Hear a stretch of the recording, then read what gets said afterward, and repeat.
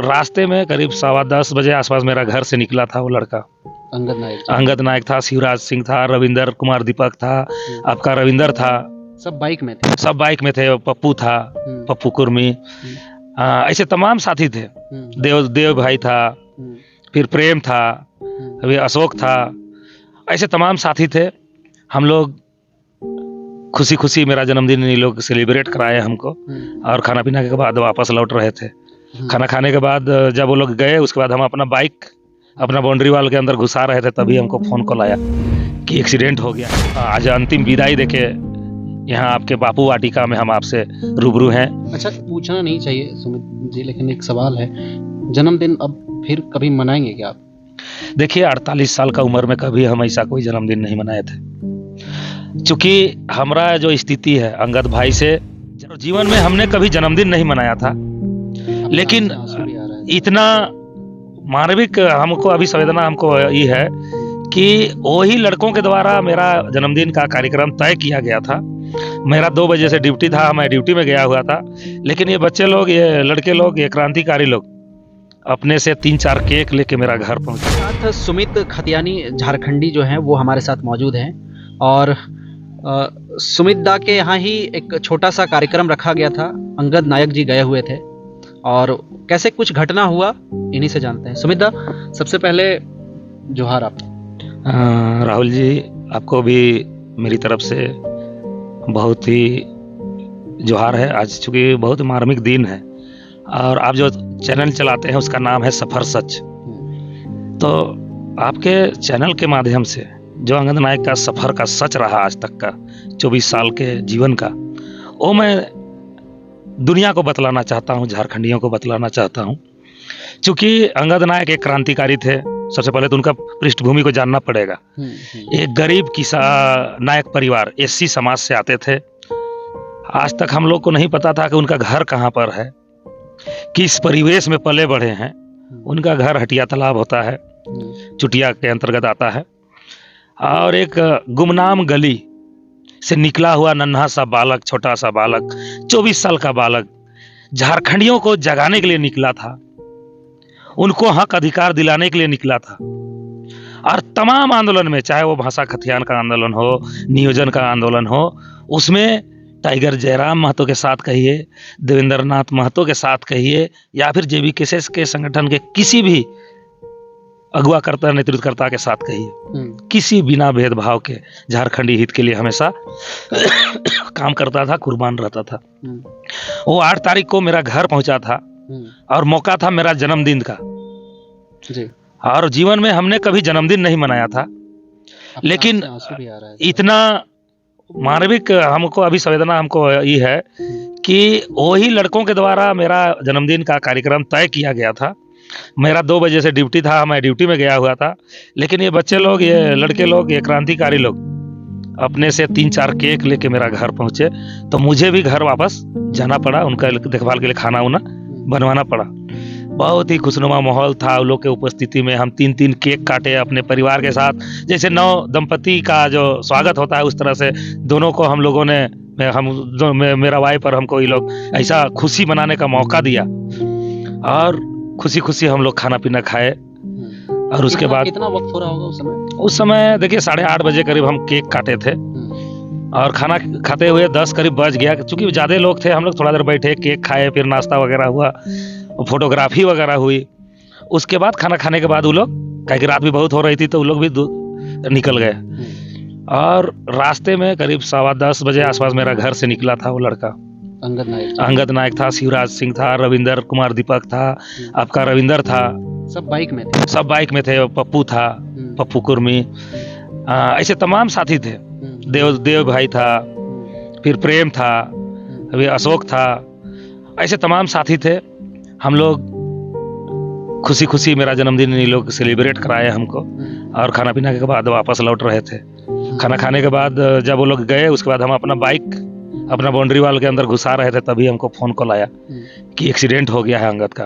किस जगह पर? ये महिलोंग द्वारिका हॉस्पिटल और पेट्रोल पंप का बीच में। अच्छा। राजेंद्र महतो करके एक समाज सेवी हैं, और यूँ कहे तो भाजपा का टाटीसिलियो मंडल का अध्यक्ष हैं, उनका आंगन में हुआ है, पुरुलिया रोड में।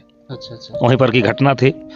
हम लोग आनन फानन में वहाँ पहुँचे तब तक उसको पुलिस प्रशासन, रांची जिला की टीम, ये रांची की TDCLO की टीम और राजेंद्र महतो जी खुद वहाँ पर हमको मिले, जो खुद वहाँ पर पहुँचे थे। तब तक पप्पू भाई लोग भी, जो बूटी मोड़ होके इधर आ रहे थे, मोराबादी, सब कोई पहुँच चुके थे।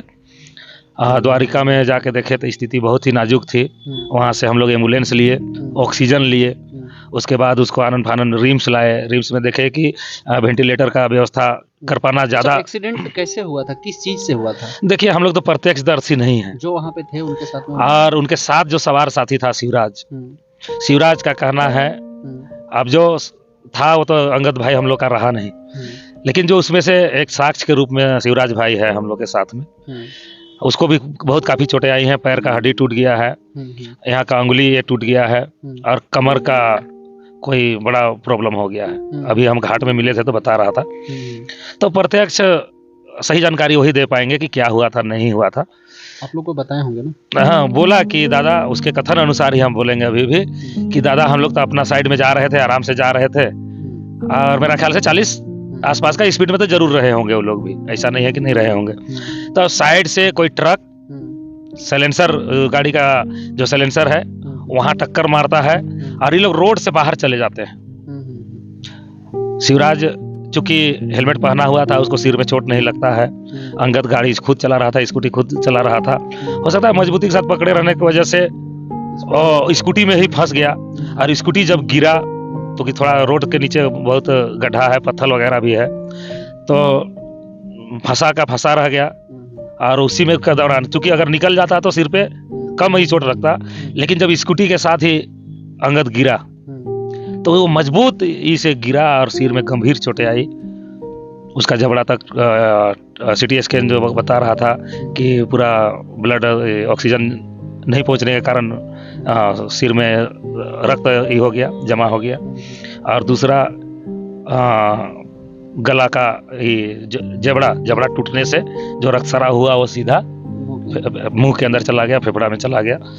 मूल कारण डॉक्टरों का ही कहना था कि इस वजह से हम लोग नहीं बचा पाए, लेकिन हम लोग भरकस प्रयास किए, जो संसाधन जुटाने सके हम लोग जुटाए, और प्रयास किए कि अंगद भाई को हम लोग वापस अपने बीच में पा सके।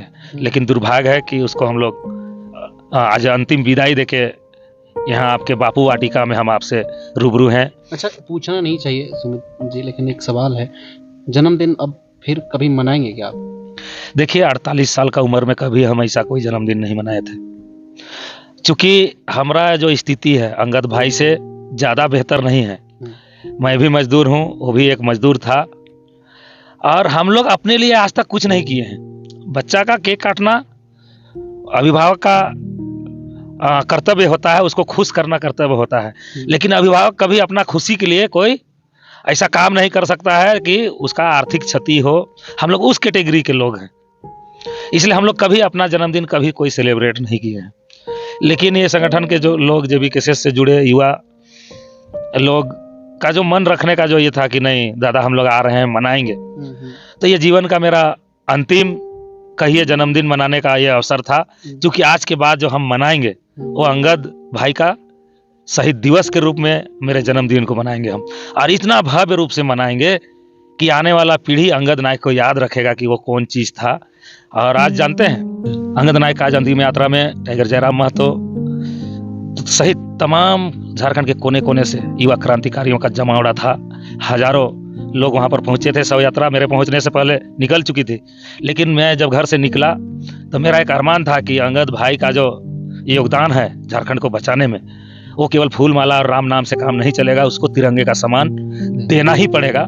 इसलिए हम नामकोंग स्टेशन के पास एक तिरंगा खरीदे, और जब शव यात्रा को जब पहला बार किसी स्थान पर रखा जाता है, वहां पर हमने तिरंगे से उसको सम्मानित करने का काम किया। और उसके बाद झारखंड का एक ही नायक अंगद नायक का नारा दिया।